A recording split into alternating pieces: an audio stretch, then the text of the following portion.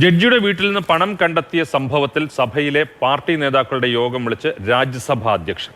ഇന്ന് വൈകിട്ട് 4:30-ക്കാണ് യോഗം വിളിച്ചിരിക്കുന്നത്. മല്ലികാർജ്ജുൻ ഖാർഗെയുടെ ആവശ്യപ്രകാരമാണ് യോഗം വിളിച്ചത്. അനൂപ് ദാസ് വിവരങ്ങൾ നൽകും.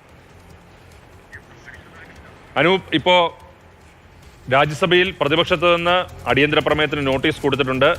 അതേസമയം തന്നെ രാജ്യസഭാ ഉപാധ്യക്ഷൻ ഇപ്പോൾ പാർട്ടി നേതാക്കളുടെ യോഗവും വിളിച്ചിട്ടുണ്ട്. ഇത് എങ്ങനെ മുന്നോട്ട് കൊണ്ടുപോകാം, എങ്ങനെ കൈകാര്യം ചെയ്യണം എന്നുള്ളതിനെ കുറിച്ചാണ് ഇദ്ദേഹം ആലോചിക്കുന്നതെന്നാണ് നമുക്ക് സൂചന കിട്ടുന്നത്.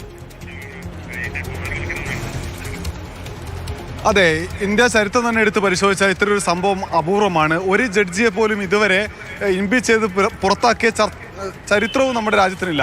അതുകൊണ്ട് തന്നെ എങ്ങനെ ഇതിനെ കൈകാര്യം ചെയ്ത് മുന്നോട്ട് കൊണ്ടുപോകണം എന്നത് സഭയിൽ തന്നെ ഒരു തർക്ക വിഷയവും എങ്ങനെ ചെയ്യണമെന്ന ആശങ്കയുള്ള കാര്യവുമാണ്. എന്തായാലും ഇന്നലെ മല്ലികാർജ്ജുൻ ഖാർഗെയെയും JP നഡ്ഡയെയും വിളിച്ചു ചേർത്ത യോഗത്തിലാണ് ഇന്ന് വൈകിട്ട് 4:30-ന് സഭാ നേതാക്കളുടെ കക്ഷി നേതാക്കളുടെ യോഗം വിളിക്കാനുള്ള ഒരു തീരുമാനമെടുത്തത്. പക്ഷേ കക്ഷി നേതാക്കളുടെ യോഗം വിളിച്ച് കാര്യം പറയുന്നതിന് മുൻപ് സഭയിൽ ഇക്കാര്യത്തെക്കുറിച്ച് ഞങ്ങൾക്ക് മറുപടി വേണമെന്നാണ് അംഗങ്ങൾ ഇപ്പോൾ പറഞ്ഞുകൊണ്ടിരിക്കുന്നത്. സഭ 11 മണിക്കാണ് ചേർന്നത്. അതിനുശേഷം ഇപ്പോൾ മല്ലികാർജ്ജുൻ ഖാർഗെ സഭയിൽ സംസാരിച്ചു കൊണ്ടിരിക്കുന്നു.